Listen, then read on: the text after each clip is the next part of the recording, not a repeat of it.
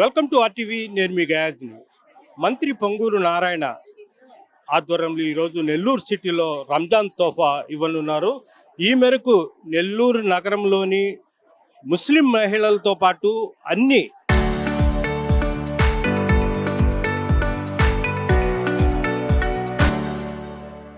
కులాలు మతాలు లేకుండా పెద్ద ఎత్తున ఇక్కడికి హాజరవ్వడం జరిగింది. ప్రస్తుతం మనం చూస్తున్నాం ముస్లిమ్స్ మహిళలు మొత్తం ఇక్కడ రావడం జరిగింది. ప్రస్తుతం చూస్తున్నాము మంత్రి నారాయణ గారి సతీమణి రమాదేవి గారి కూడా ఉన్నారు. అయితే మీరు ఒక్కసారి ఇక్కడ చూడండి, మొత్తము అంటే ముస్లిం సాంప్రదాయ ప్రకారం బుర్ఖాలతో ఉన్నారు. ప్రస్తుతము వీళ్లలో మంత్రి నారాయణ గారి సతీమణి ఎవరనేది కూడా మనం గుర్తించుకోలేం. అదే వేషధరణలతో ముస్లిం మహిళలు ఏ విధంగా వేషధరణతో బురఖాలు ధరించున్నారో అదే విధంగా రమాదేవి గారు ఉన్నారు. ఎవరు అసలు గుర్తుపట్టలేని విధంగా ఉన్నారు. అంటే ఆమె అంటే నిరుపేదలు కావచ్చు, ఎక్కడైనా కలిసిమెలిసి వెళ్ళిపోతారు. అంటే ఎలక్షన్ నుంచి ఆమె ఇదే ధోరణితో ముందుకు వెళ్తున్నారు. ప్రస్తుతం రమాదేవి మేడం ఉన్నారు, ఆయనతో మాట్లాడదాం. మేడం, ఈ కార్యక్రమం ఒక ముఖ్య ఉద్దేశం మన ముస్లిం సోదరి మనలతో కలిసి రంజాన్ని సెలబ్రేట్ చేసుకోవటమని. రంజాన్ మాసంలో ప్రత్యేకత ఏంటంటే ప్రతి ఒక్కళ్ళు వాళ్ళ యొక్క ఫ్యామిలీ మెంబర్స్ అందరూ ఖచ్చితంగా కలిసి రంజాన్ సందర్భంగా బయాన్ చేసి తర్వాత అంటే ప్రార్థన చేసుకొని అల్లాకి ప్రార్థన చేసుకొని అందరూ కలవటం అనేది చాలా ముఖ్యమైన విషయంగా భావిస్తారు. నేను కూడాను మా ముస్లిం సోదరిమణుల యొక్క ఫ్యామిలీ మెంబర్ లాగా అనుకొని, సో ఫ్యామిలీ మెంబర్స్ అందరూ కలవటం ఒక ఆనవాయితీ కాబట్టి రంజాన్లో మాసంలో ఈరోజు కలవటం అనేది జరుగుతుంది.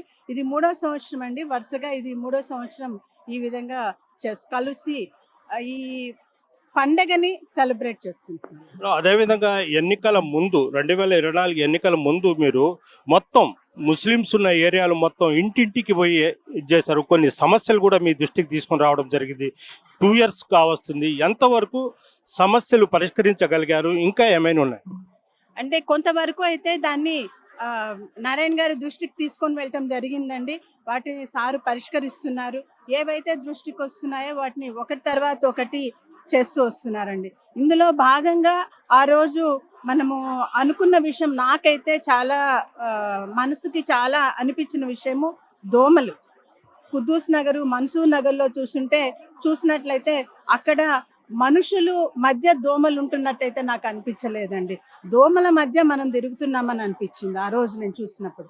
సో దాన్ని దృష్టిలో పెట్టుకొని ప్రతిసారి నారాయణ గారికి రిమైండ్ చేయటం జరుగుతుంది. ఈ దోమలకి గాను ప్రత్యేకంగా దాన్ని శ్రద్ధలు తీసుకొని దాన్ని తగ్గించడానికి లేకుండా చేయటానికి శాయశక్తిగా ఒక ప్రణాళిక పరంగా వెళ్తున్నారండి. అండర్ గ్రౌండ్ డ్రైనేజ్ సిస్టమ్ ద్వారా దాన్ని నిర్మూలించాలి, దోమలు లేని నగరాన్ని అందించాలనే ప్రయత్నంలో ముందుకు సాగుతున్నారండి. ఈ రంజాన్ తోఫాలో ఏమేమి వస్తువులు పెట్టారు?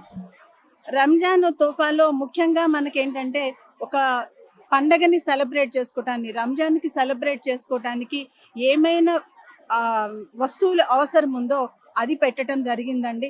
అంతేకాకుండా మనము ఫ్యామిలీలో కూడాను మనకి ఎప్పటి నుంచో అలవాటైన ఒక విషయం ఏంటంటే ఆడపడుచులు ఇంటికి మనం పిలిచినప్పుడు వాళ్ళకి పుట్టింటి నుంచి చీర సారెతో పంపించడం మన అలవాటు. ఆ విధంగానే ఒక చీర పెడుతున్నాము. మహిళల్ని గౌరవించటం లాగా, తోబుట్టువుల్ని గౌరవించటం, ఇంటి ఆడపడుచుల్ని గౌరవించే పద్ధతిలో ఒక చీరని, ఇంతేకాకుండా రంజాన్ సెలబ్రేట్ చేసుకోవటానికి కావలసిన పదార్థాలు ఏవైతే ఉన్నాయో అవి బిర్యానీ రైస్, తర్వాత ఆయిల్, చక్కెర, తర్వాత వెర్మిసెల్లి, తర్వాత నెయ్యి, తర్వాత బాదం పప్పు, తర్వాత జీడిపప్పు, సారపప్పు, ఇవన్నీ కూడాను అందులో ఇంక్లూడ్ చేయటం జరిగిందండి.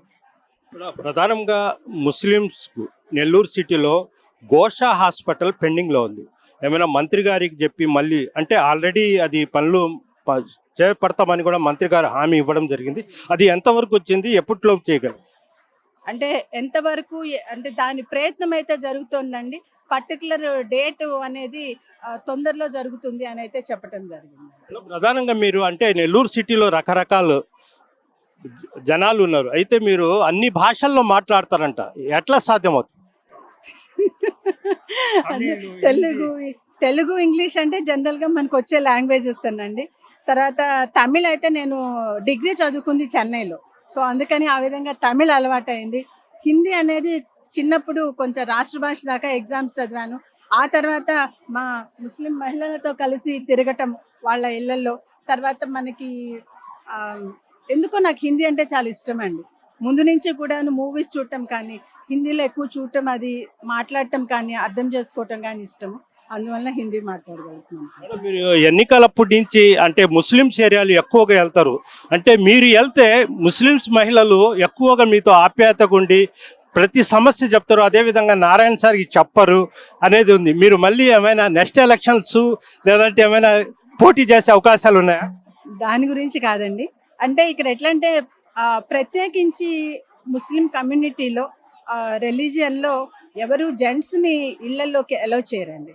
సో మహిళగా నేను వెళ్ళేదానికి, వాళ్ళతో మాట్లాడేదానికి, లేకుంటే వాళ్ళు నాతో ఏమన్నా చెప్పటానికి అవకాశం ఎక్కువ ఉంది. అందువల్ల నేను ఎక్కువగా ఇంటరాక్ట్ అయ్యాను. అంటే గతంలో కూడా చాలా మంది పొలిటికల్ లీడర్స్ ఉన్నారు. వాళ్ళ ఇళ్లలో మహిళలు అంత చొరవగా అంత ఇదిగా స్పందించరు. అయితే రమాదేవి మేడం మాత్రం వెంటనే ఇంటికి పోయినా వెంటనే స్పందిస్తారనేది ఒక పేరైతే వచ్చింది. ఇది మేబీ జన్మ జన్మాని బంధం అంటారు కదా, అలా అనుకుంటాను మా ముస్లిం మహిళలతో. Thank you madam, thank you madam. ఇది పరిస్థితి.